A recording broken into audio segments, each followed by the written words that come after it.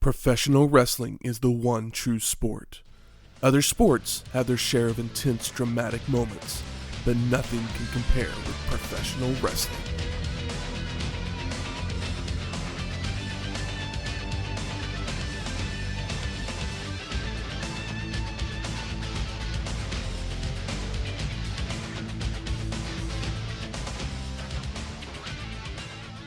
Welcome to Wrestling History X, where three friends come together to talk about the stories behind the matches. I'm Matt. I'm an American male. And I am Ed Wood Britton. Welcome to episode 228, WCW Monday Night Nitro. Cue the flames. Woo. So this was the 62nd episode of Nitro, produced by WCW.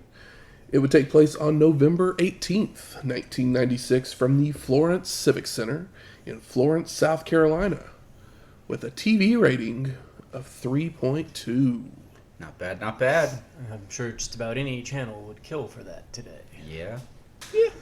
Good rating for a news show when there's something spicy happening. I mean, it's almost twice the rating that Raw gets No. now, so... Yep. And it's almost a full point above what SmackDown is now, so, yeah. 3.2 ain't bad. Ain't half bad. Ain't half bad. Mm-mm. It's actually twice as good. Absolutely. So Shane, we're in South Carolina. Yeah, we are. So did you do what you do? Well, here we are, South Carolina. We've been here before. We brought some barbecue in the past. I probably brought a cocktail on another show. But this time I decided let's go for something a little sweeter. On the dessert chain in the South Carolina area, you're famous for, your peach pies or peach cobblers. You've got the one that I stumbled upon that was kind of a shocker to me. Typically when you think of coconuts, you think of somewhere more tropical, your Hawaii or I guess even Florida, which isn't too far from South Carolina. But for some reason, I just didn't associate coconuts with South Carolina. However, the official pie of South Carolina is the coconut cream pie, which makes sense because, it's got that nice little custardy center, a little whipped cream on top, little toasty coconuts on there, nice flaky pie shell or graham cracker crust, whichever way you prefer to do it. Looking at my little info sheet here, it says that a place in Charleston called Miller's All Day is legendary for its browned coconut cream pie. Some fans even claim it's the best pie in the entire state. Others say that a place called Justine's Kitchen in Charleston is home to the best coconut cream pie ever. South Carolina has a long history of whipping up decadent coconut cream pies. Here, coconut cream pie is ideally topped with toasted coconut flakes, while the custard filling sits in a graham cracker crust. Here in Oklahoma City, I like to often visit my friends at my fellow Good Egg restaurants. In this case, I went to Cheever's Cafe, which has a big old piece of coconut cream pie on their dessert menu.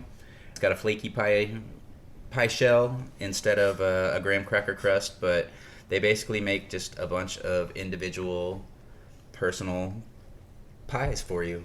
In the sense of this coconut cream pie, it's got kind of that pot pie shell to it. It's got a nice little vanilla custard inside, some house-made sweet whipped cream, and then it's topped with some toasted coconut. Super good.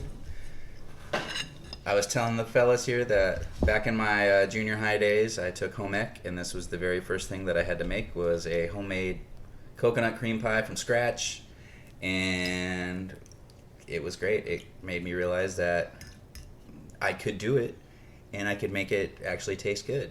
How does yours hold up against this one? Well, I'd only ever made that one. So yeah, it's too far back to remember. Yeah, I mean, that was rose-colored glasses. 1989, 1990, so it's been some time since then, but I'd like to think that it held up similar to this one as far as the, not overly sweet, not overly coconutty. The coconut actually toasted nicely instead of just either burnt to a crisp or barely touched at all by the heat. Matt isn't the biggest fan of coconut, and he was the first to finish his. So I'm in the same boat as Matt too. Like I'm not into confectionery coconut, But this is nice, and it's the right amount for me. Yes. Yeah. It gives you the essence of coconut without just slapping you upside the head. The mouthful of it. Jimmy Snuka, Roddy Piper style with a coconut to the head. Yeah.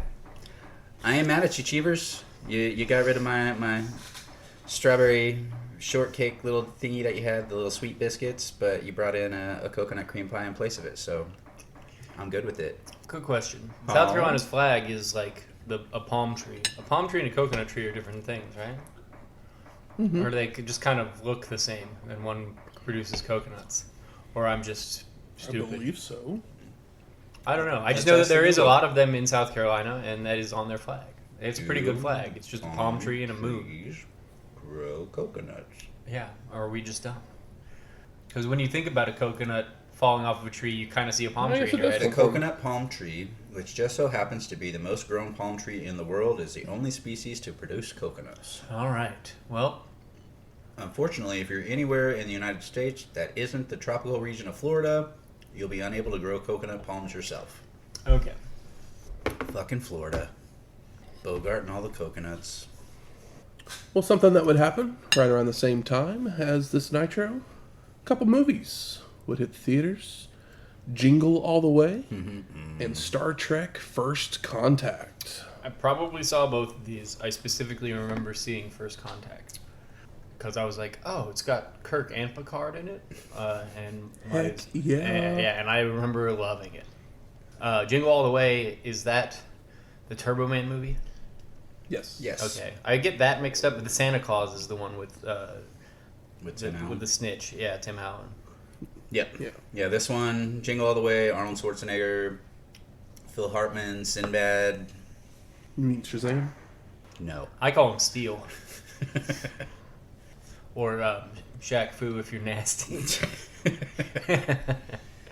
Yeah, I remember seeing Jingle All the Way because I was working at Blockbuster at the time and when it came out on video.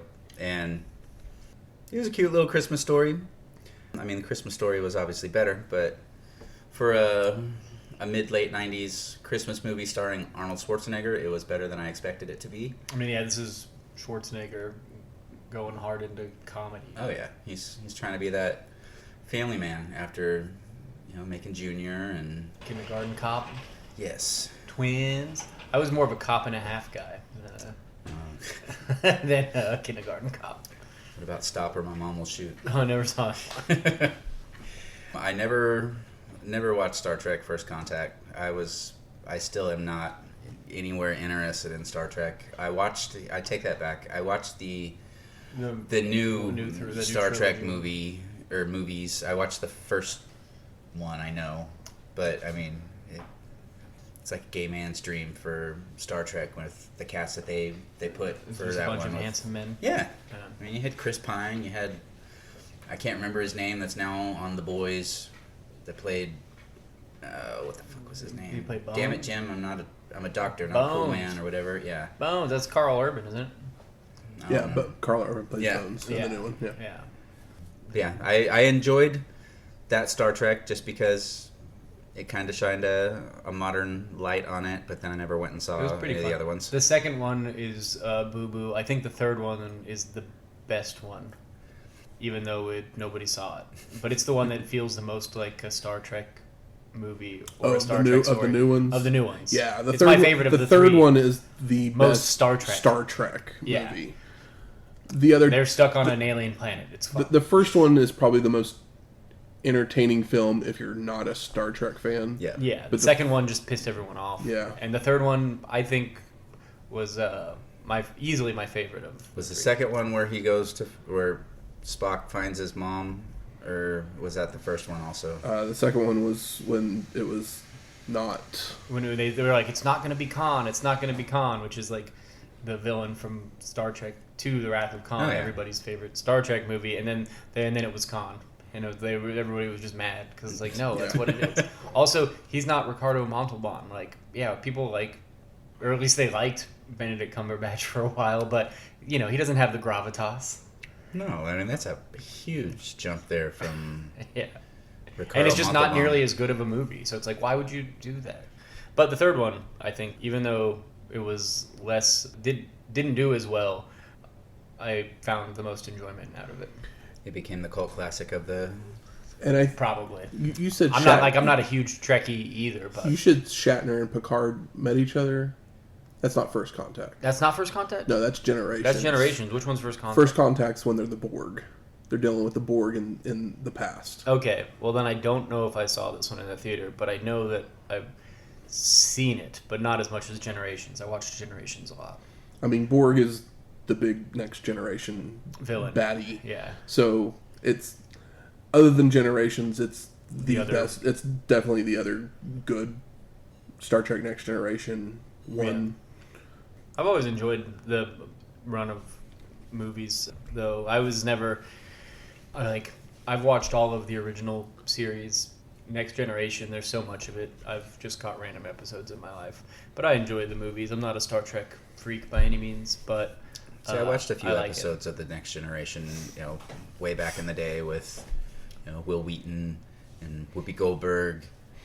Yeah, Next Generation was my jam because LeVar literally it Burton. came on at 10:30 after the news on Sunday nights, and I always able to convince my parents to be like, I'm gonna stay up and just watch this Next Generation, and then I'll go to bed. Promise. And it's a full hour long. And it was a full hour long, but they were cool with it, so Yeah. I got to watch a bunch of it then.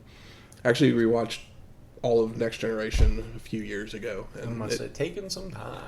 I mean, it's 7 seasons, so Yeah. it definitely took some time. My issue with it was that I tried a handful of years ago. I was like, all right, I'm going to watch all of Next Generation. And I started up and I was like, this pilot is trash. And then I asked Yeah. my Star Trek friends, because I have some Star Trek friends in my life, and they were like, oh yeah, it doesn't really get good until like halfway through season 2. And I was like, fuck.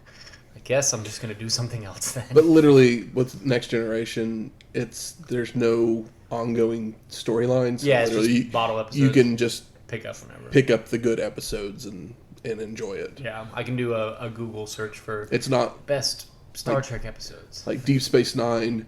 The first two seasons are the same way, just bottle episode type And then things. it turns into like but then ongoing. once the third season starts, it becomes an ongoing storyline. So you have to stick with it. Yeah, but kind that's of. the thing that people love about it, and it's a lot of Yeah. people's favorite for that reason. I mean, I've watched some of the new stuff on like Paramount Plus, and I've enjoyed it for the most part. I mean, some of it is definitely not your traditional Star Trek. You talking the new Like, Picard? Or, Well, I haven't watched any of the Picard, but like Discovery, like that's right. I forgot that some one. people liked it. Some people were like, this thank you. this isn't Star Trek. Yeah. I thought it was fun, especially like once you get into it, because there's like 10 episodes, but like the first 3 episodes are an arc, the second 3 or 4 are an arc, and then the last one kind of bring everything that were in the first 2 arcs back in, and it kind of like, oh, this is what we were going for. So it kind of like was like this like shock ending that I didn't see coming, and I enjoyed, but Yeah. I understand why there are Trekkie fans that didn't. Yeah, it's so. like, oh, we're not big enough Trekkies to get too upset about it. It's Yeah. like, as long as we enjoyed it. But, like I said, I always have a good time with the movies. And one day I'll have to get through at least season 2.5 and on through Generations. Or Next Generation, I'm sorry. Generations, the film. Seen that one a few times. Yeah, they did do a Jingle All the Way too. I was thinking. Yeah, so, it's but the I Larry the couldn't Cable remember. Guy Oh, made wow. for TV. Sad, but Santino Marella was in that apparently. Good for him. Oh, fun. Yeah, I'm good on That Jingle All the Way too. Wrestler movie project. Woo! Well, let's talk some Nitro. Let's do it. And we go straight to the ring to see the Outsiders with chairs in hand. In progress. Yeah, when that started, I had to hit the rewind button on my screen Yeah. just because I'm like, did it jump forward and I missed something? What the fuck? They just turned it on at the end of Dark Match or whatever. And they decided to interrupt the dark match of Nasty Boys versus High Voltage versus Cyclope and Galaxy and lay them all out with the chairs. And Nash and Hall then head over to the announcer's table at ringside, taking a mic while staring down Tony Schiavone, saying, I don't see you laughing today. That was so funny last week. Funny like a clown. Were you laughing at me? I'm not so funny tonight, am I? I can be real funny, or I can be real deadly. And Nash continues to threaten Tony and flicking him in the head before Hall takes the mic to say he keeps hearing how scary the faces of fear are, but tells them to come out so he can slap that coconut breath out of them. Good choice. Nice little tie in there. I didn't even catch that part. Yeah, you're probably ready for a match to start. The Outsiders leave to the back, where Ming and the Barbarian are waiting to attack them once they reach the backstage area.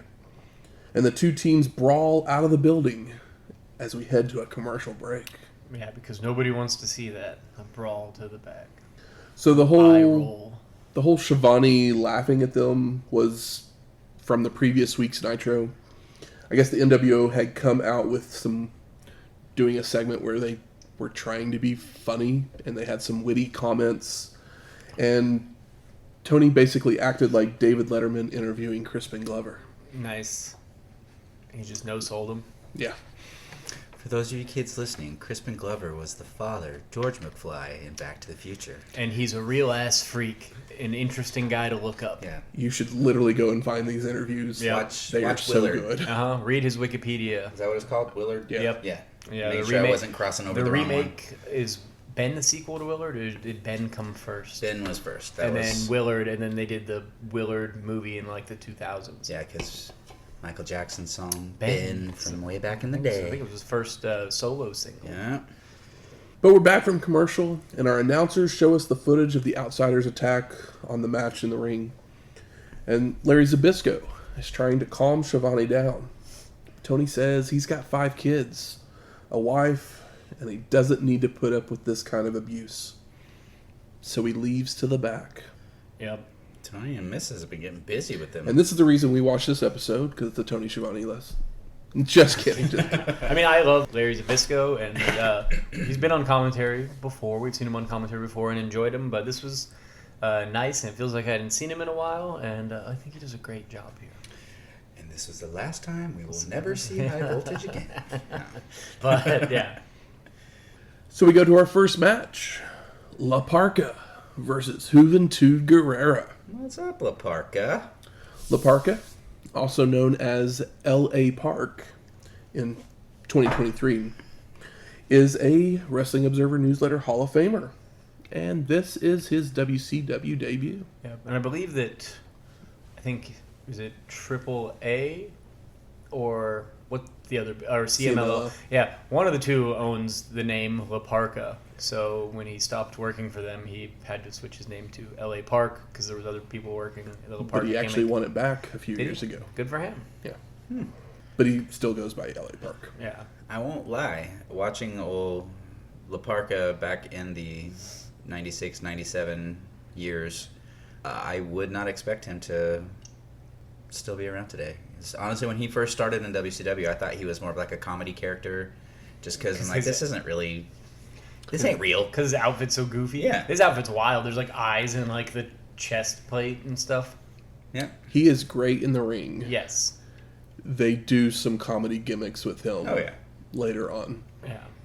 Like, I know the one that everyone most remembers is he has a mic, but it was Oklahoma was in the back talking gibberish or whatever, making it sound like he was talking. It was not funny. Yeah. Oklahoma.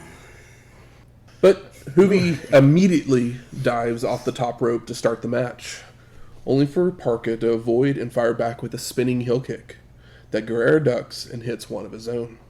The two men trade chops when Mike Tenay would come out to help Larry for the rest of the first hour.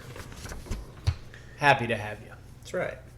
Hoovy hits a clothesline, but Laparca responds with a backbreaker, only to charge in to be back body dropped out to the apron, before slingshotting himself into a body scissors of Guerrera to pull them both out to the floor. Parker runs back into the ring, only to tope suicida right back out to send Hoovy into a guardrail. Now back in the ring, Laparca takes Guerrera up to a turnbuckle, but he's shoved off onto the ropes to crotch himself, followed by Hoovy hitting a springboard head scissors for a 2 count. Guerrero continues with a cobrada for a near fall, sets up for another springboard, only for Parker to catch him with a dropkick in midair for a 2 count. You'll love to see it. The Parka delivers another drop kick that sends Hugh out to the floor, climbs the top turnbuckle to fly out onto him with a plancha. Back inside, Parka nails a power bomb for a near fall, followed by applying a surfboard, which Guerrera escapes and drills the Parka with a missile drop kick for a 2 count. Now Parka reverses a whip to send Hugh to a corner, charges in, only for Guerrera to move, sending La Parka shoulder first into a ring post. Posted. Followed by a 10 count of turnbuckle smashes. Hugh takes Parka up to a turnbuckle for a springboard head scissors for a near fall, followed by a basement drop kick and a whip that is reversed, only for Guerrero to try to leap up and over, but he's caught. So La Parka goes for a running power slam, but Hugh wiggles free and shoves Parka into the turnbuckle, where he bounces backwards into an ugly-looking hurricanrana for a 2 count. Oh, it was ugly. Not as, it was no basement dropkick. A move I love to see. Parka retaliates with a body slam and heads up top, where he misses a senton, allowing Guerrero to drop an elbow and go for a body slam of his own. But La Parka rolls him up for a near fall.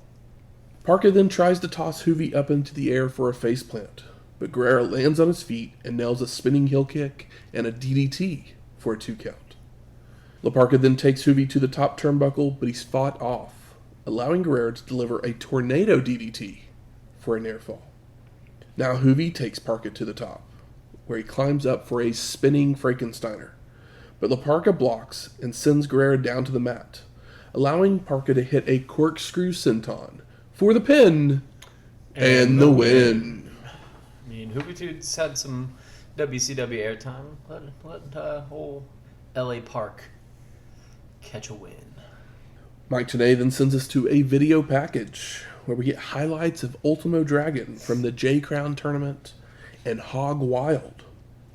And since the J-Crown tournament, Dragon has defeated the Great Sasaki. So he is now the J-Crown champ. He's a lot of champs. That's why he has all those belts when he comes out. 8 of them, I believe. Going for number 9. So we get our second match. Ultimo Dragon with Sonny Onoo versus Dean Malenko for the WCW World Cruiserweight Championship. And Dean just got this belt back at Havoc. Yep. And I don't know if anyone else counted how many belts he had, because it's supposed to be 8. I did not count them. But he only carried out 7, because WWF wouldn't allow their belt to be shown on WCW TV. Understandable. Yep. So as the match starts, we go to double screen to hear comments from Rey Mysterio Jr. And Rey says that Dean gave him a chance, and I won the belt. Then I gave him a chance, and he won the belt. And you're one of the toughest opponents I've ever had. So let's do it a third time. Cool, Oh, Ray. shucks. Yeah. Oh, shucks, Dean. That's how it comes off. I don't remember Ray ever getting great at promos, but he just comes off like the young man that he is. Yep. Mr. Malenko, can you have one more match with me, sir? Please. Back to the action, where our two competitors are back and forth with some mat wrestling, until Ultimo hits a handspring back elbow, but Malenko comes right back with a corner clothesline. The two have a reversal sequence out of a full Nelson into multiple pin attempts, all for 2 counts, before Dragon gains control with a tiger suplex for a near fall. Dean hits a clothesline, only for Ultimo to respond with a spinning heel kick that sends Malenko rolling out to the floor. And Dragon follows out with a baseball slide that Dean avoids, before they fight over a whip that ultimately sends Malenko into a guardrail. Now back in the ring, Ultimo heads up top, but Dean meets him there. So Dragon elbows Malenko down and goes for a moonsault, which Dean avoids. Malenko then locks on the Texas Cloverleaf, Get him. with Sonny Onoo hopping on the apron. So Dean lets go of the hold and flips Sonny into the ring. Ultimo then charges at Malenko, who back body drops him over the top to the floor for the disqualification. Crowd boos, as they should. Yep. I told you guys it was still a rule. I know. It's is it only a rule in cruiserweight matches, or is it just still only a rule When they want it to be. Yeah, or when one guy, he's like, I have 8 belts, I'm not looking at the lights, and you're not going to put the belt on me. How about we find a way out of this? And they pick the laziest way possible. When somebody just could have gotten heat by cheating and getting caught or using a chair. I mean, Sonny Onoo's right there. Yeah. He's right there. He truly is right there. And he also got pulled into the ring, where a manager's not supposed to be. Did he get pulled? Yeah, he got pulled in over the top rope Yeah. into the ring, didn't he? Mm-hmm. See, that should just be a DQ right there. Dean threw one Over the person rope over the rope into the ring is a disqualification now too. Reverse. It's a reverse Royal Rumble where it's not all on the floor, and you have to put the guy into the ring. It's not a disqualification; it's a qualification. WCW Saturday night, 6:05 p.m. Eastern, TBS. Woo! Can't wait to hear the lineup for that show. Faces of Fear take on Cyclope and Galaxy. Woo! TV champ Lord Steven Regal defends his belt against Dean Malenko. Okay. Taskmaster and Chris Jericho in action. Arn Anderson faces Bunkhouse Buck. God, He's still seriously? around? Bunkhouse is back. Jeff Jarrett he battles Mike Eno. Ooh, wasn't he a Beverly? And a match from the NWO. Don't miss it. I So think it'd be funny if Saturday night shows up and there's like one guy from the NWO that just walks out and lights a match and then walks off. So we recently saw our last Arn match that we'll probably cover, but he is still around on television. Yeah. Yes. Yeah, It's just the last singles match that we were ever we'll going be to see. covering. Yeah. Yeah, but Bunkhouse Buck. I thought. Drop Really it to the thought we were stars by done this with point. him. Yeah, I mean he's lucky he got fucking like 4 pay-per-view matches out of the natural. I'm just waiting for that, William Regal brings him in under his wing and you've got, Sir Bunkhouse of Bunkington. Buford or whatever. Yeah, Buford. Yeah, Buford Bunkhouse. So this is the first mention of the TV title since Johnny B. Bad had left WCW. Oh. Oh, yeah.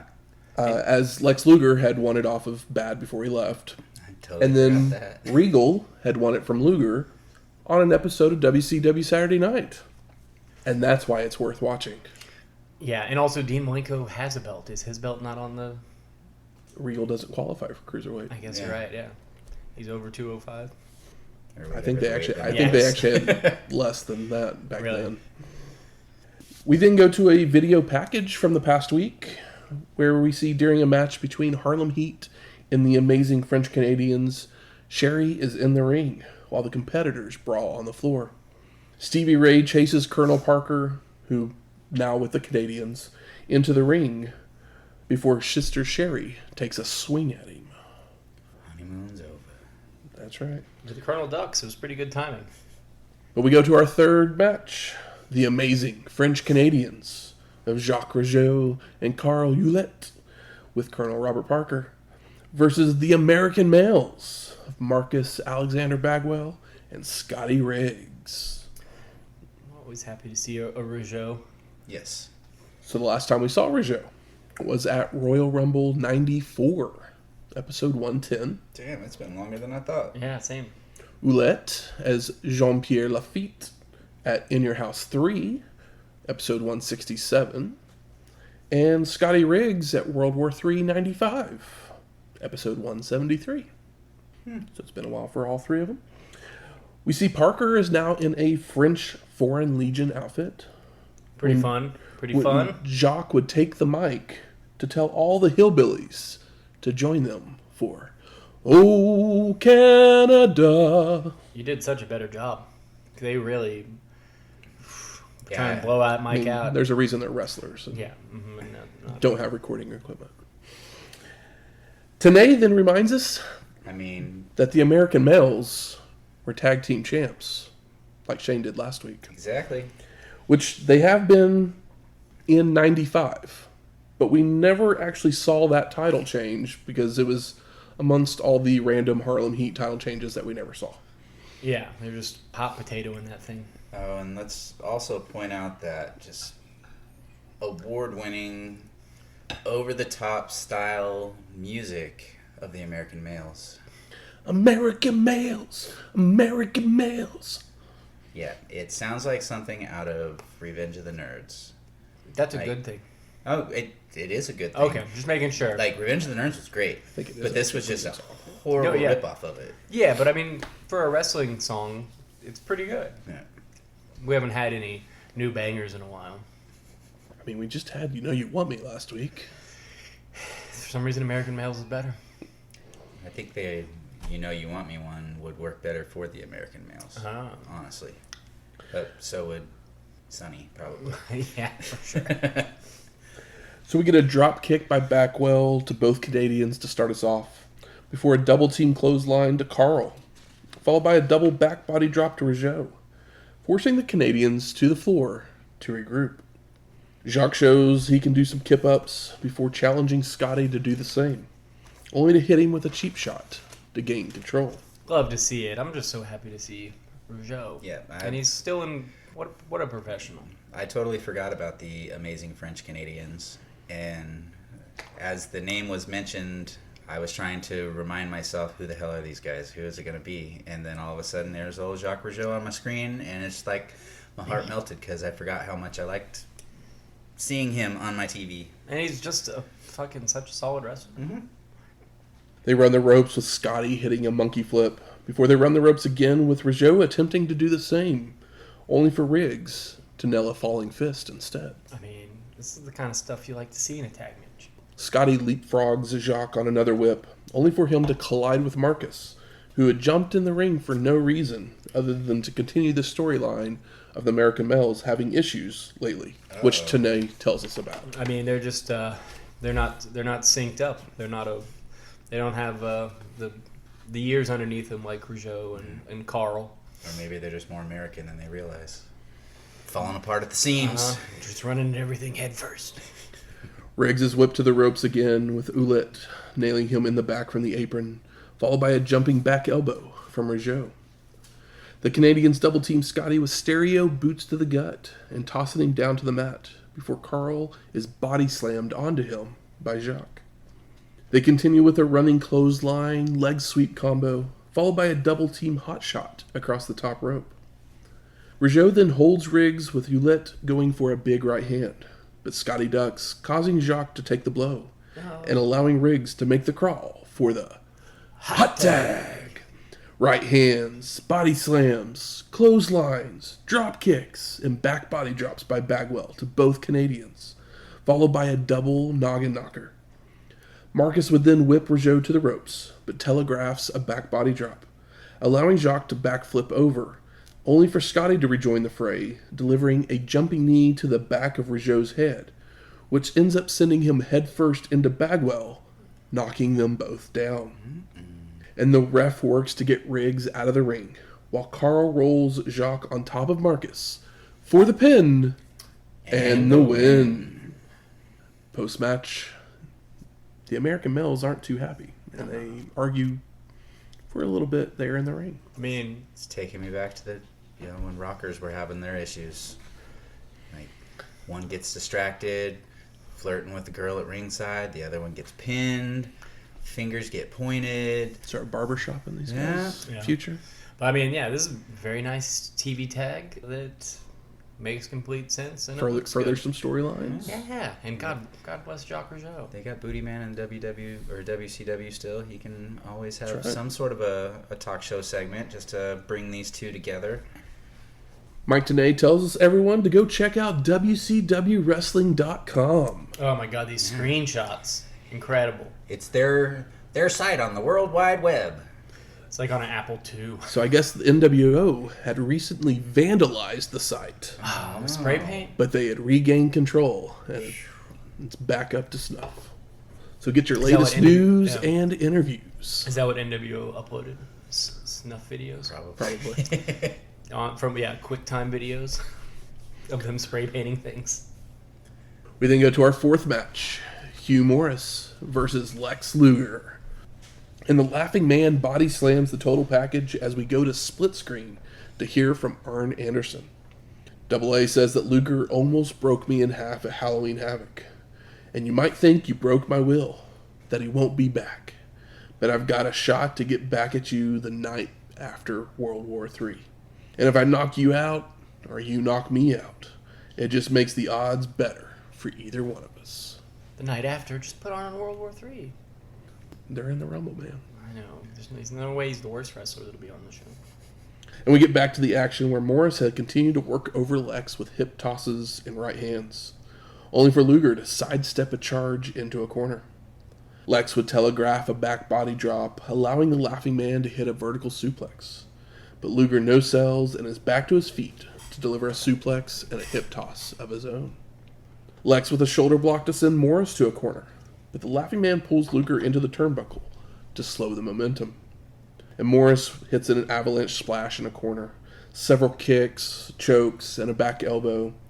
He goes for another avalanche splash, only for Lex to avoid this time. Luger fires up with multiple running forearms, a leaping back elbow, and whips the Laughing Man to a corner, but he charges into a back elbow. Morrus then clotheslines Lex down to the mat before heading up top for a splash. But Luger moves, followed by picking the Laughing Man up into the torture rack for the submission and the win. Post-match, Lex kind of looked upset that he didn't get to keep Morrus in the rack longer. Like, was that what his issue was? I think so. I mean, he's on a mean streak. Said Lex has won like 3 singles matches in a row or whatever. He's got to prove that he still has it. They're building him up, but I mean, he's been Lex. around for 8 years and gets built up and then Fucks it up. And then it's probably not always his fault, but they don't pull the trigger. Mean Gene Okerlund comes out to interview Luger in the ring. And Gene talks about Lex's tear in the ring, winning week in and week out, before Luger responds that at World War III, it's not one-on-one. There's 60 men in the ring. And Okerlund starts to ask another question. When Sting would climb over the guardrail and enter the ring. With that bat, that makeup. The Stinger would point his baseball bat at Luger, shoving him into a corner with it before just handing it to him and leaving back through the crowd. Bum, bum, bum. Lex is confused at what just happened. What does it all mean? I mean, is it a olive bat? Sorry, that was a really bad joke. But yeah, does he want him to come outside of WCW and WO? Is it one of those come with me? Signs thing where it's him telling him to swing away, or yeah? What is it? What does it mean? Or is it him dropping a horse head in his bed? It's hour number 2, so we get Pyro, Eric Bischoff, and Bobby the Brain Heenan. There's the man. And Eric sends us to last week's WCW Saturday Night, where Tony Schiavone would conduct a meeting between Nick Patrick, his lawyer, Teddy Long, and Chris Jericho. And Teddy says that Patrick continues to rob Chris of wins every week on Nitro, before going after the lawyer, asking if his firm is called Dewey, Cheatham, and Howe. It's like the oldest joke in the book. Oh my god. Long then says something about Jericho being able to beat Nick with one arm tied behind his back any day of the week. And the lawyer likes that idea, so we got another match set for World War III. Chris Jericho with one arm match. Yep. Okay.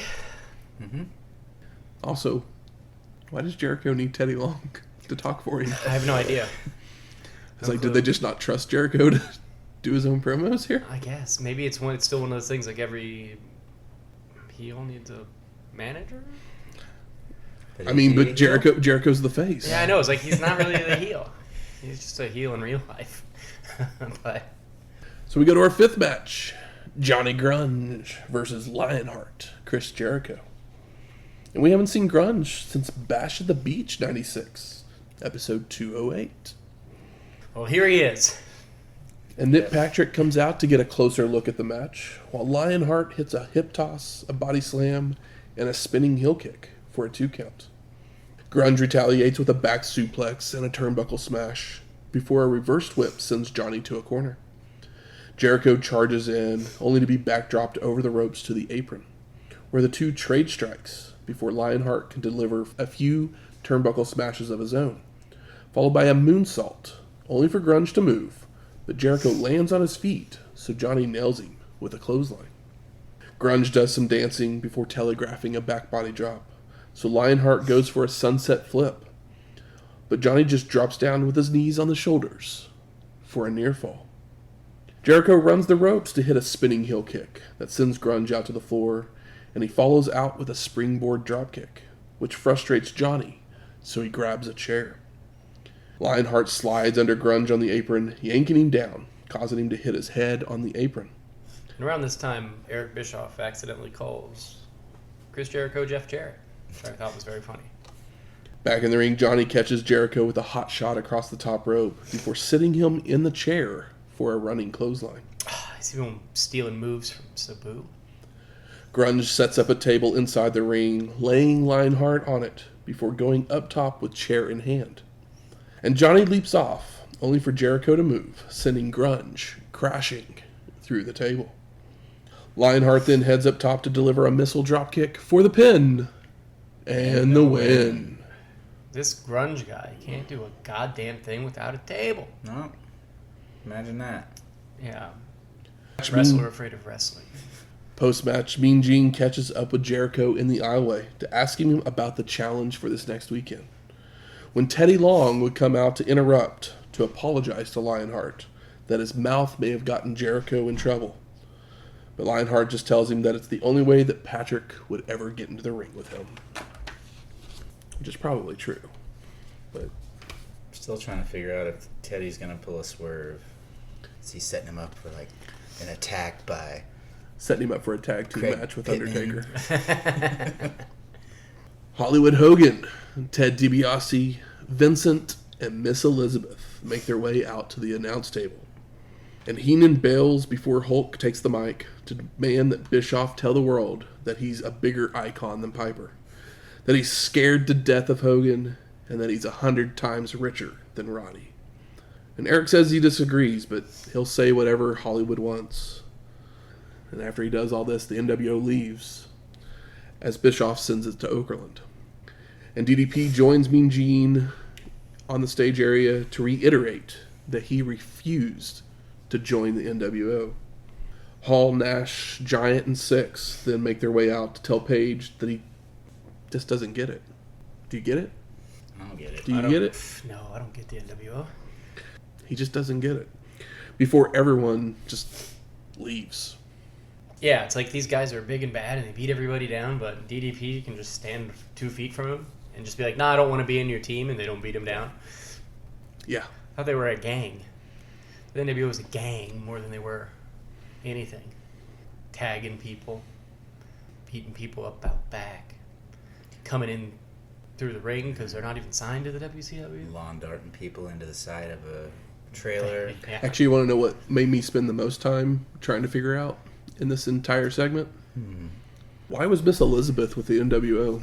I was trying to think that, or trying to figure that out too. I Because literally- last time we saw her, She was helping Randy. maybe it was all just. But an I act. literally And then she'd been hanging out with... I literally looked back and Woman. supposedly it was before that match that she had joined the NWO. Okay, so it was one of those things where she's like, oh, well, there's just history with Randy. But it's like, well, why be confusing?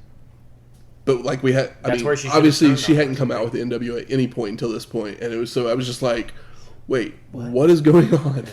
And it didn't really make a whole lot of sense in that match if she was NWO. Yeah. So I was like, so I just kind of like after trying to figure it out, I didn't really have a good answer. Yeah, because she got spray painted last time, right? Yeah. Yeah. So we're headed to our 6th match: Bobby Eaton versus Jeff Jarrett. I mean, come on. On paper, don't we all want to see this? Mm-hmm. So last time we saw Bobby was at Slamboree 96, episode 201. Earl Robert of Eaton. Episode what? 201. Oh. I just said it weird. Yeah. I heard, I was like, yeah, for some reason I heard a number lower than that. We never see Bobby Eaton enough. So Mike Tenay and the Brain rejoin the commentator booth, while Double J struts to start. But Bobby retaliates with right hands and has a whip reversed, allowing Jarrett to hit an atomic drop and a big right hand that sends Eaton out to the floor. Double J's dragged out and ran into a guardrail, but Jarrett responds by dropping Bobby across the steel and running him into a ring post. Posted. Unfortunately, posted. Back in the ring, Double J with a straddle across the ropes and a suplex before locking on the figure 4 for the submission and the win. That was fast. Boo. Ric Flair makes his way out to the ring, and he has his arm in a sling, when Okerlund would also join them. And then Nick Patrick comes out and challenges him to a match. Mean Gene asks Jarrett about his match with the Giant from a few weeks ago, but Double J starts talking about the Horsemen putting their differences aside. And Gene shows us some footage from last week's Nitro, when Sting would come into the ring to deliver a Scorpion Death Drop to Jarrett before asking about dissension in WCW. And Double J would say he will chop the Giant down to win World War III, before bringing Flair in to tell the world that Jarrett is good to go and that Dr. Jim has fixed him up. Nature Boy continues telling the rest of the Horsemen as Sting looks on from somewhere. I assume the rafters. Yeah, it's such a good cut though, and he doesn't say anything, and it just like of all the things that, all the NWO stuff, none of it feels very like real. But the Sting thing, even though he's wearing stupid makeup, him in the rafters feels more real somehow. And a lot of it has to do with camera having to zoom in up to the rafters or wherever he is, or him not playing to the camera, and just like Finally given the fuck you expression that you wanted to see him do while he was having to stand there and be the over-the-top, happy-go-lucky baby face. Shaking maybe babies. this is where Sting, maybe he deviated his septum and switched to downers. Yeah, that could be. He's just chilling in the rafters, higher than a kite. Got a little flask in his back pocket. Yeah, I mean, shouldn't be casting aspersions on the Stinger. But the Nature Boy tells the rest of the Horsemen that Double J gets his full endorsement. So basically, Benoit and Mongo had been like, why is this guy with us? He's not a Horseman. But Flair was giving him his full endorsement. I mean, if for some reason we weren't doing a Horseman thing at the moment, if that wasn't going on, and Ric Flair's not going to be in the title picture for real, him and Jeff Jarrett doing a tag team would be a wonderful thing to see. As far as entertaining, and both guys can promo, both guys can work, I could see them being a very entertaining tag team champion for a year and running some cool programs. You know what else they can do? Strut. They can strut. Yep. As we head to commercial. I mean, who's the second best at strutting? Probably Jeff Jarrett. Brutus. Stop right there. We come back from commercial to hear from Lee Marshall, who is in Norfolk, Virginia, where he hypes up World War III. And 1-800-COLLECT. Good days, good days. 1-800-COLLECT, 1-800-CALL-ATT, 1-800... 10-10-220. Yeah. Oh, collect calls. How great of a time was that? So we go to our 7th match. Big Bubba with Jimmy Hart versus Jim Powers. When did we see Jim Powers last, Matt? Nitro on July 8th, episode 209. Not too long ago. Don't remember it. He faced Flair at the Orlando outside when show. Right after NWO popped up and they kept... Yeah, okay. I remember that show. So Bubba takes control early on, but he misses a charge into a corner, allowing Jim to work the arm. And Tenay asks Bischoff about the Roddy Piper situation, with him explaining that they have been trying to get a hold of him to sign a contract, but he's been unable to do so far. Powers nails a crossbody for a 2 count, but Big Bubba retaliates with a big right hand and a clothesline, before hitting the Bossman straddle, followed by sliding out to the floor to nail another right hand. Bubba continues the punishment with more strikes, and enziguri and headlocks, but he runs into a big boot, allowing Jim to fire up with some turnbuckle smashes, a shot to the gut, and a knee lift. Powers goes for a whip, but it's reversed, with Big Bubba catching Jim for the Bubba Slam, for the pin, and the win. I had high hopes for you, Jim. I was hoping you were going to power up out of that. Yeah, sorry about your damn luck.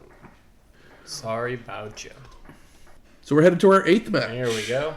The Crippler, Chris Benoit, with woman, versus Eddie Guerrero. I mean, yeah, pyro for Eddie. Eddie walks right in and shoves Benoit before the match starts, where Guerrero takes the Crippler down with a tilt-a-whirl backbreaker.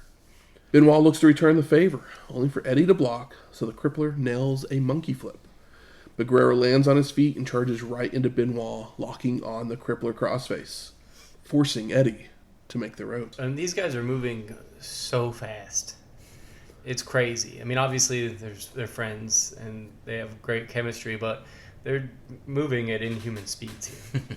Probably because they actually can, whereas a lot of other guys, it's like, yeah, we could do the same sequence, but they're doing it like twice the speed. Impressive. We go to split screen to hear from the Taskmaster, where he explains the history between the dungeon and the horseman, still saying that Benoit is not a horseman. And while we're listening to him, Guerrero has taken control with chops and a back elbow before delivering a slingshot senton from the apron. The Crippler fires up with suplexes, slaps, and arm drags before working the back of Eddie with various holds, until Guerrero counters a powerbomb attempt into a sunset flip for a 2 count. The two men trade strikes as we head to commercial, but when we return, Guerrero is taking Benoit down with the head scissors. But the Crippler comes right back with a press slam for a near fall. We get a rubber band slam by Benoit before going for a turnbuckle smash, only for Eddie to reverse and head up top. But the Crippler meets him there for a superplex for a 2 count. That both men sell. Benoit with chops and a pop-up powerbomb attempt, but Guerrero reverses it into a hurricanrana that takes them both out of the ring. Yeah, it's like sometimes a Hurricane Rana looks like a Frankensteiner. And sometimes a Frankensteiner looks like a Hurricane Rana. And this one's like right in the middle. And more impressive than the sloppy head scissors or the sloppy Frankensteiner. They trade strikes on the floor with Eddie gaining an advantage until Wubbin steps in the way, allowing the Crippler to nail a cheap shot. Guerrero's rolled in, who then rolls up Benoit as he enters the ring for a near fall, followed by a back suplex, and he heads up top. Eddie goes for the frog splash, but he sees the Crippler move, so he rolls through and delivers another hurricanrana, only for Benoit to roll through on it for the sunset flip, for the pin, and the win. Yeah. I mean, this is great shit. Mm-hmm. Like, both of these guys make each other look great, and then you think about the future, the past, now, and it kind of hurts because it's like, they loved each other so much, and one maybe did the most evil thing you could possibly do. Mm-hmm. We come back from commercial and Eric Bischoff is in the ring, and he apologizes for what Hogan made him do earlier, and he's trying his best to make sure that Piper signs his contract to face Hollywood. All of a sudden, bagpipe music hits, and out walks Roddy Piper. Roddy. With Eric not looking very happy to see him. Roddy takes a mic and says he's here to tell some truth, because he's never heard more lies in his life than when he was telling them. Piper continues by calling Bischoff a liar, asking him about if he had had a nice flight to Portland, if the path to his ranch is straight or crooked, before grabbing him to call him a little piece of poop. Piece of poop, so funny. With Eric looking guilty the entire time. All of a sudden, the Giant and the rest of the NWO run out and grab Roddy, when Hulk would come into the ring and hug Bischoff. Uh-oh. Boo.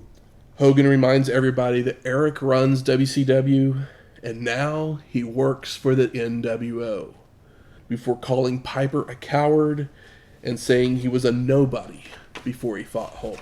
And of course, our waxed covered Coca-Cola cups are flying into the ring. A bunch of policemen have now come down to restrain Roddy as the NWO leaves to the back. Piper takes a mic to say he'll be at World War III with the contract for the match in his teeth. No surrender, no retreat. Kiss my butt, Hogan, as we fade to black. I really love that he quotes LL Cool J, and it's also funny that LL Cool J had a rap about Roddy Piper. So I ask you, gentlemen, what are your overall thoughts of Nitro from November 18th, 1996? It's peppered with a lot of influential wrestling that like as far as modern wrestling style goes, with your couple cruiserweight matches at the beginning, and then Eddie and Chris. Some of these interactions in these matches feel like they're straight out of Dynamite or a New Japan show, doing big things quickly and mostly cleanly. That was a big takeaway for me. Outside of that, the show's pretty fun. I don't know where to begin on it. It's not terrible, but it's not really that good either. I wouldn't go out of your way. Yeah, like I'm trying to think of even like some hot spots from it. It was fun seeing the Amazing French Canadians. Just 'cause Absolutely. I forgot that they had a little stint in WCW. I think that was a great television tag match. Eddie and Benoit are great as usual. I don't understand the need for Johnny Grunge and Jericho, or Jericho and Nick I guess I get the Nick Patrick thing, but like we were saying before, the Jericho, Teddy Long. I feel like Bobby Eaton is just wasted for that whole Jarrett match, and then That one he's hurt. a jobber to the stars. I know. It just hurts a little yeah, because he's great. he's beautiful. He's Bobby. Yeah. He's beautiful Bobby. He's But- Sir Robert of Eaton. So- I will say that the reveal is underwhelming and probably could have been done better. Yeah. That's my biggest takeaway outside of the actual wrestling on the It's like- show, is that like this moment should feel bigger than it does. It's It a lot just- of the NWO is big and tough, but they don't really do anything. I mean, in the moment, in '96, it would have been considered a big moment. Like it would Yeah. have, like it's a huge deal. Obviously, us now, we know that Bischoff was a part of the NWO the entire time, Yeah. and so it loses a little bit of its guster. But there's like a way they could have done it better, where Piper yeah. comes out and like Hogan's like brr, and like siding with Piper or whatever, and then him and Hogan lock eyes, look at each other, both big smile, huge embrace, and then like it's just obviously a simpler way to make this like pop more and be more picturesque and better for packages, because it just kind of feels like it's obviously a big reveal, but it feels like this was like the first draft of how to reveal it when they should have at least got to the third, because it's all right there. There's only a few ways you can do it, and I feel like they picked the laziest way. But I totally understand. I mean, it works. The crowd throws trash. So, my thoughts. Luckily, there's no NWO matches, which is a good thing because that means we actually got good wrestling matches on this show. Yes. But the show still ends up being all about the NWO. And looking back on it, if this is the show that you're trying to sell everyone to be like, hey, buy our pay-per-view this weekend, it is a terrible go-home show. Yeah. Yeah, the reveal is all you have, and they phoned it in. You literally have... So I guess if you watch Saturday Night, you already know about the Lionheart Nick Patrick thing. So, but other than that, like the only other thing that you get out of this show is that Piper and Hogan are going to have a contract signing. If you're buying a pay-per-view to watch Piper and Hogan have a contract signing, you're crazier than us for watching all this. Yeah, for sure. It's like, no, that if they need to have the match, what they should have maybe done is saved him, Bischoff, to like turning for the contract signing, or just put the contract signing on this and say that it's at the next pay-per-view. Even if it's far away, but you can still like you are correct. There are better ways of doing this, doling out the information, and as we'll see as we go, there's always better ways of doing these things. WCW doesn't always do the better way of doing these things. Yeah, it's like, we have a really good idea, and they're like, okay, well, we'll do the idea, but like nobody gets into the minutia of like how to make exactly how to do it. it. It's like if you're gonna, it's like the Like, lemon is ripe, but we didn't juice it. Yeah, exactly. We were just like, oh, it's done now. The end product is a good idea, but how do we get from A to B? Yeah, you got to figure out that. Yeah, it's it did seem one of the. I mean, obviously, not every reveal in wrestling. Most reveals in wrestling don't elicit big reactions. This elicited a big reaction, and they didn't even try. Yeah. They didn't even play into it. They're just like, oh, we'll just do it. And it's like... We'll just hug. Yeah. It's like Hogan should know from doing the angle with Macho that was done so well for so long, like, at least picked up a little bit of how to do these things, because obviously what he says goes, and Eric doesn't come from wrestling, but Hogan couldn't have just forgot why the Mega Powers was important. But maybe he doesn't care, and that's the biggest sin. Good. Where's the smart marks at? All right, fuck you. I think it's time we smark it up. So what are some of the best moments on this show? I mean, I already said there was some great wrestling on this show. I absolutely agree with that. I popped for Bobby and then cried for him quickly after. The Benoit and Eddie, like, totally blew my mind, because this looks like what everybody's been doing and trying to do for the last 25, 30 years? yeah, exactly. Like, I mean, for real. It's like, this is the style of wrestling that the future of wrestling. Like, this is the stuff that people got excited about ROH for. This is the stuff that, like, where most everybody that's wrestling in AEW now, like, this is the shit that they want to do and are trying to do all the time, and that they are doing all the time. And it's this was a moment where I was like, damn, like, this is the future of wrestling right here. And I know it's not the ground zero moment, but, like, this is the first match that we've seen recently that's not in Japan, which is still slightly different, where I was like, this is like a blueprint for modern wrestling.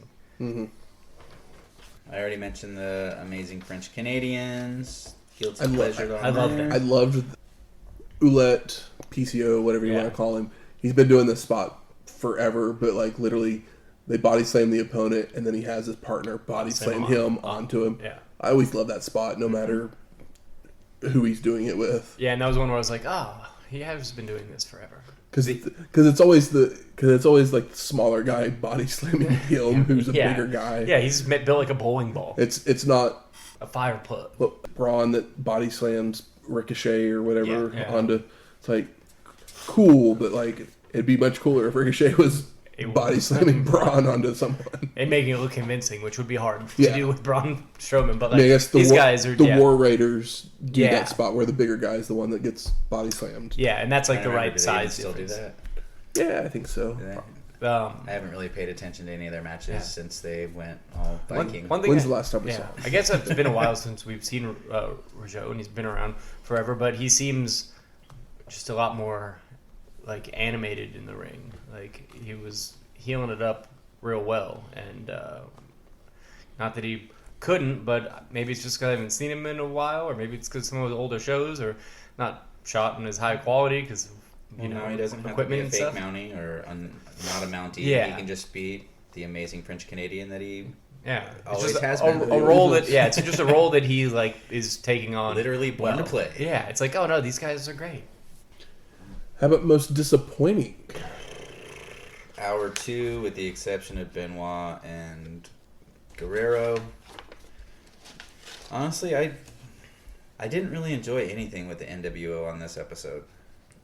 There just wasn't... They didn't have the juice. Yeah, they didn't have any standout moments. They had their bullying thing at the very beginning, and then their whatever it was with Diamond Dallas Page. I mean, that whole segment was just weird. Yeah. Like I know you got to get them on there, but like you said earlier, like, there's Hall, Nash, Giant, and Six standing there making fun of DDP, and then they just kind of like, all right, we're good. And we walk away. And they look like the nerds afterwards. Yep. Yeah. Because they didn't like push him or They hit didn't do him anything. or anything. They just like, he doesn't know. Of course not. He's not in the NWO. Mm-mm. He hates you guys. I'm with him.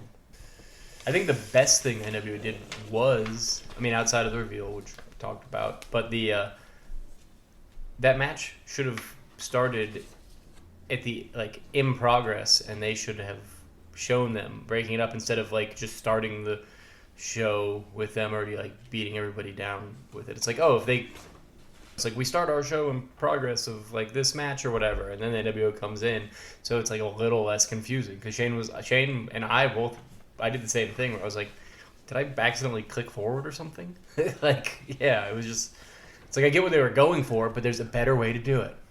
So you guys rewound, but if you were watching live, would you go, oh man, maybe I need to make sure I'm here on time, just start watching a few minutes early? No, because it wasn't anybody important that they beat up. They beat up the Nasty So Boys. then what would be the point of even showing even part of the match? Just because it's exciting for it to get interrupted and then to get hit with chairs, I guess. Because it was either way. When it started, I wanted to see, did I miss something? And then I was trying to figure out who's in the ring. And then once I realized who was in the ring, then it was just this is pointless in the first place because High Velocity, I don't really remember much about them. High Voltage, sir. High Voltage, whatever. Forgot High They Velocity stole was the a name show. from the Hardy Boys.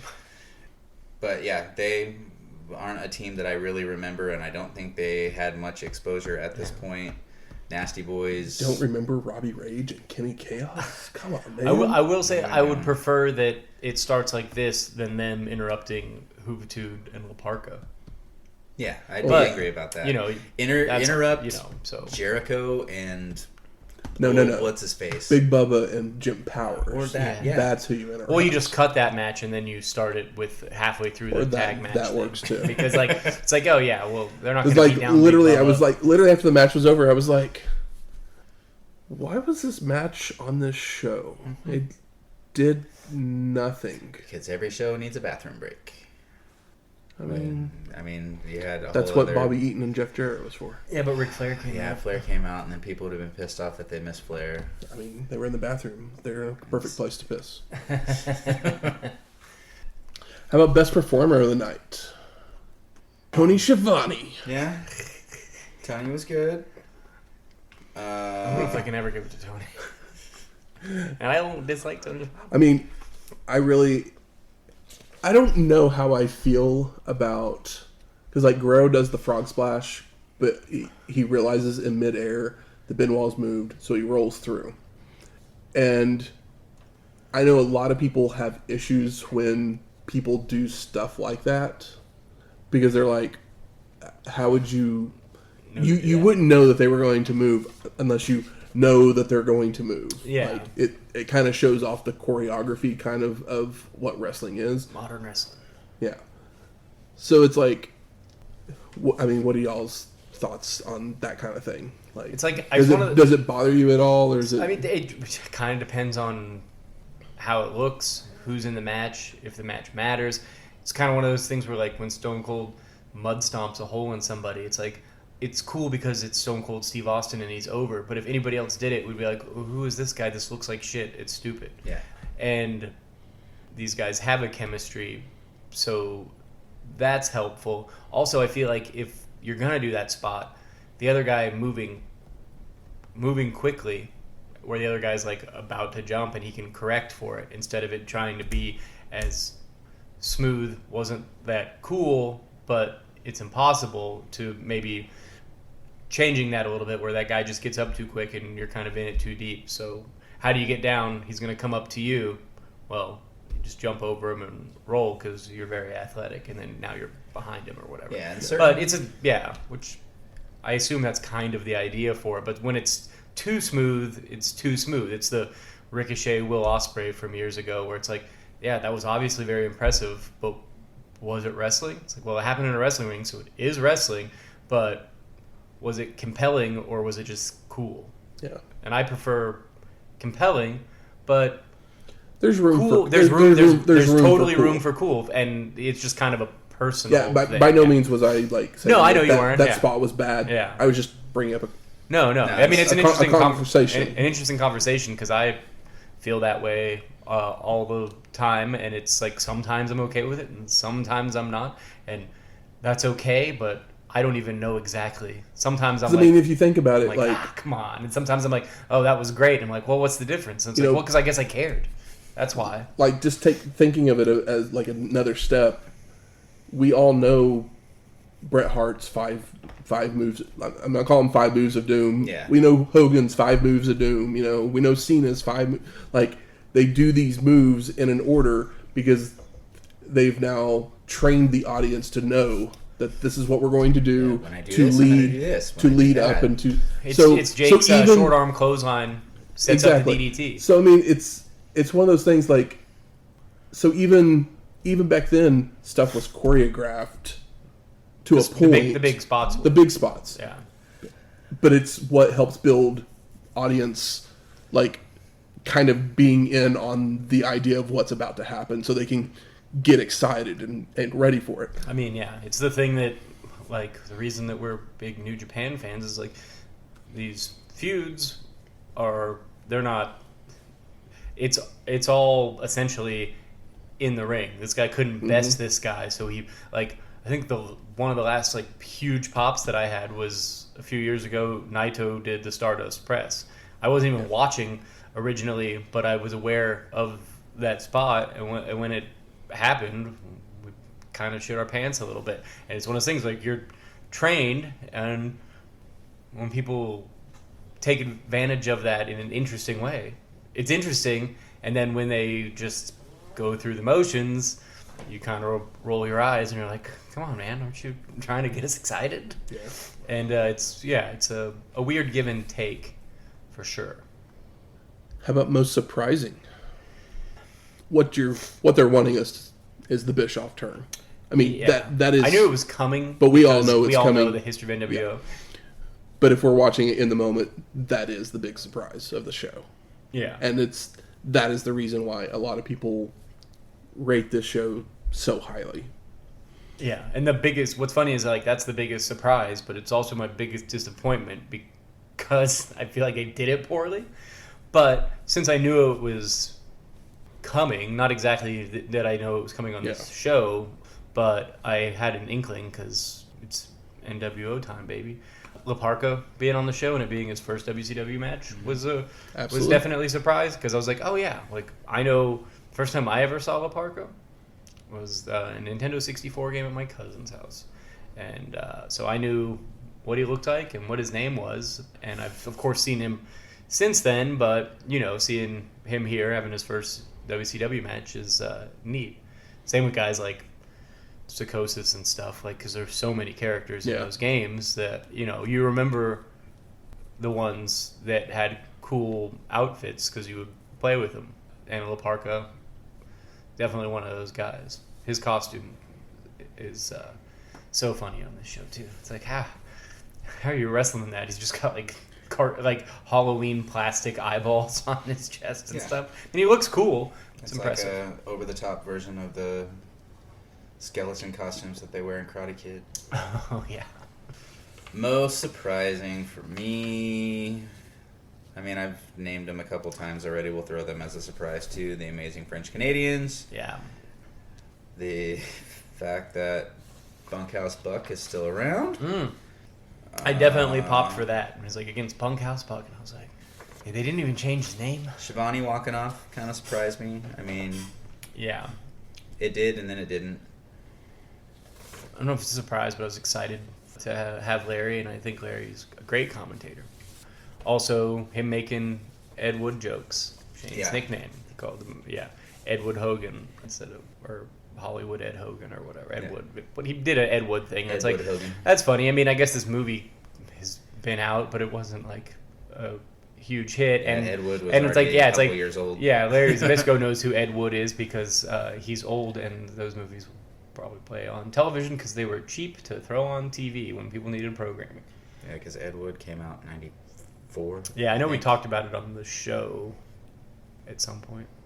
But it's just nice because I like to think of Larry Zbyszko drinking a couple beers at the hotel, watching Plan 9 from Outer Space or Glenn or Glenda, or maybe hitting the local video store and watching Johnny Depp wear, is it cashmere? Angora sweaters. Making their way to the ring. It's trivia time. Bum, bum, bum. 40 questions. Not going to quite give you that So we many. both do it and we go back and forth, using each other's clues to see who Rapid can guess fire. first. Not the worst idea. So this week, the category is 20 questions. It's 20 questions, the question and answer program everyone enjoys. We enjoyed it so I much. really didn't know I was about to do 20 questions. And I'm it's excited. I like this. we're back to Michael. Yes. All right, good. gonna get him So another I thought, chance. Shit, are we going to reverse this and it's my turn again and I got to go through that torture? Mm-hmm. So now you have your Oh, yeah. options of 1 through 11. All right. Well, 3 did me well last time. I think I picked 3 the first time too, and I think I did okay then. I'm gonna go with 3. All right, I got your person. You can ask yes or no questions. With each one, you lose a point. Once you guess the correct answer, you get that many points. Fire away. 93, 94. Heavyweight champion in either of the major promotions, WCW/WWF. No. No. Are they a prominent tag team wrestler? Yes. Are we talking between Yeah, I 93 and get- 94? Yeah, I guess I.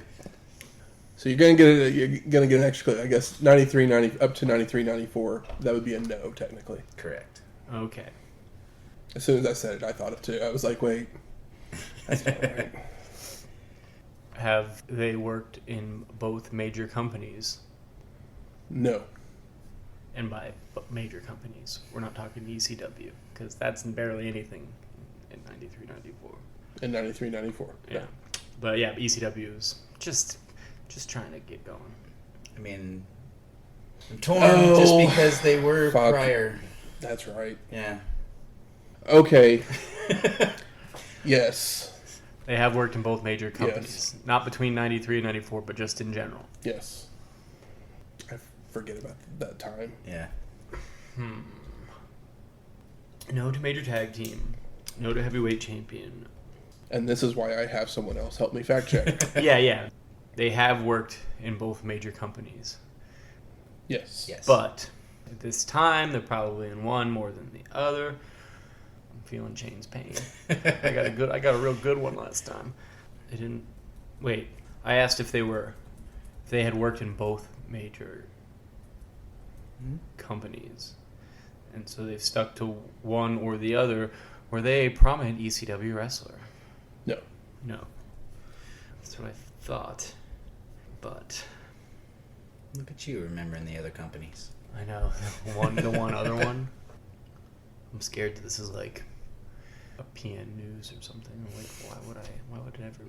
I don't know. I mean, we only saw him on like one show, or the stupid guitar player guy. But I mean, he wasn't a world champion. So. Sure wasn't, but I don't think he went on to be in a major tag team either. Is he a multi-generational wrestler, as in a guy that has father or uncle? You know, is there a lineage? No. No. No lineage. Is he ever a horseman? No. Damn. I need a lead, guys. The no major tag team between 93 and 94, and then also not a champion, and didn't work both major companies back and forth. I'm like, well, probably not Lex, and Lex was a horseman, obviously. Probably not Sid. And the no major tag team thing, it's like, well, it's not a member of Doom or a Steiner. These are the things I'm eliminating in my head, and I'm like, and that which makes me think that it is a Bagwell-esque guy, where it's just like, oh, somebody that just nobody really thought about at the time. Is it Johnny B. Bad? No. No. That was a pretty good guess, though, right? Yeah. Considering all the things. Is that one of your official 20 questions? Well, no, that one's not. I was just looking at Shane, trying to get my brain moving. Mm-hmm. I feel like it's a pretty decent I'm trying guess. to keep a dead face, though, so I don't give anything away. I don't think you'll give anything away. I'm just... Did he drive a pink Cadillac at a WrestleMania? No. It's not Diamond Dallas Page. It's not a Tug or a Quake.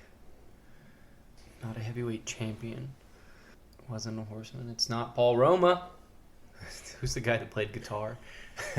Is it Max Payne? No. Oh, you looked at me like I was right. And I was like, that's crazy. Heel or face in 93, 94? That's Yes or no? Wait, what do you mean?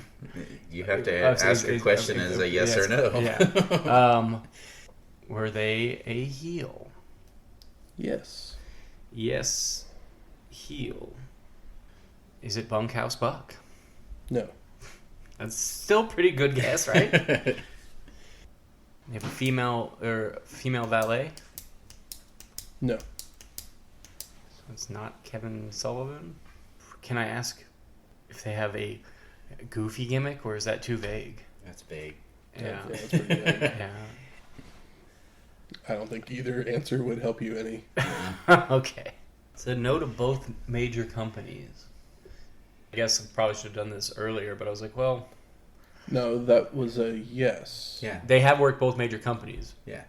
That was one of the ones that I said no. But that between And 90, then but it's like a 93, 94 93, thing. 90, like Yeah. I was mistaken because he did work in the other one for a short period. I will give you that.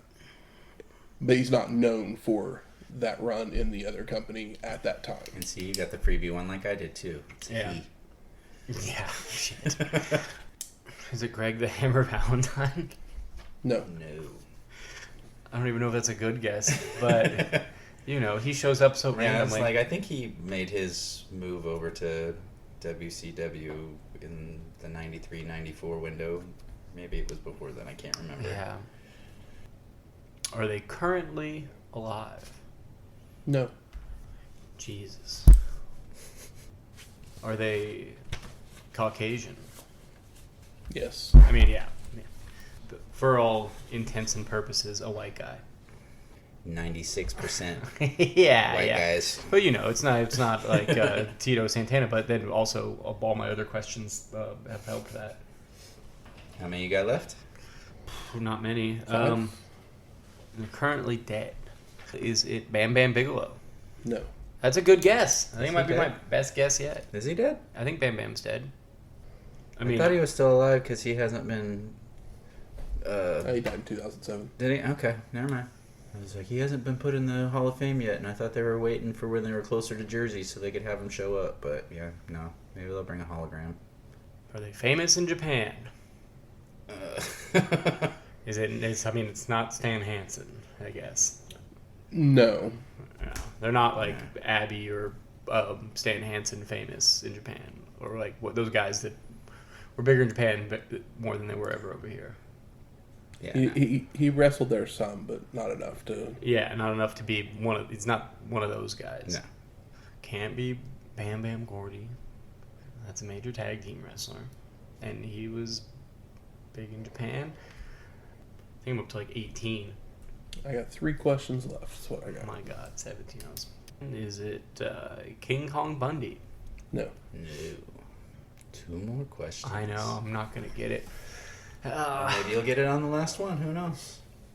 Where they ever hold the Intercontinental title? Yes. Yes. But it can't be. Then you've got 1 more question to go. Yeah, yeah. So it's WWF, and then it's like, well, Tatanka's not white, and the Warrior held the big belt. He did. I don't know. Is it the Ultimate Warrior? No. No. Who is it? I'm sad. Hard work pays off. Dreams come true. Bad times don't last. Hey, Bad yo. guys do. God damn. Chico. God damn. I feel dumb. For those listening, it was Scott Hall. Yeah, but yeah. I mean, I'm going to that say shouldn't be this, so and hard. this is going to give Shane a little bit of an advantage for next time. Yeah. Because everybody that's on this list shows up quite a bit. Yeah, That's basically how I determine who gets on there. Who gets on the list is they show up quite a bit. Yeah. I can't. So I'm not going to give you someone that's just like I would not give you Bunkhouse Buck or somebody that's shown up 2 times. Like never going to do that. I appreciate that. Another thing is like next week, World War III, 1996. Oh shit! Is this one gonna have a giant niche ring like the last one promised, but didn't really? There's not a giant niche ring. Okay. Cool.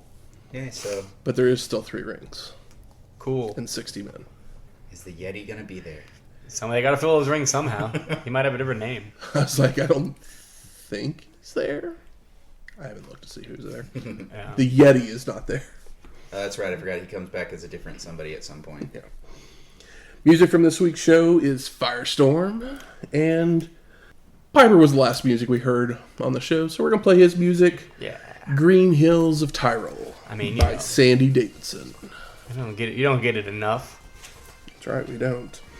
If you like this episode or any of our other ones, please go out there, rate and review us on iTunes, Stitcher, Google Play, Spotify. Woo! Spotify! Or wherever you find your podcasts at. And if you have any questions, comments, concerns. It appears we are going to Virginia, so if you got any ideas of foods or beverages in the Virginia area, if you know of any foods that were popular during the World War times, even. You know. Shane just brings a pack of cigarettes. Like, tobacco. Grow that there. Smoke a chino. Brings MREs. Oh, God. Ew. Yeah, if you're familiar with Virginia, if you've got an idea for me to make or purchase or order or something like that, shoot us a message. Let us know. I can't. It's one of those states. I can't shout out my buddy Joe for sending me a drink list. I can't shout him out enough, I should say.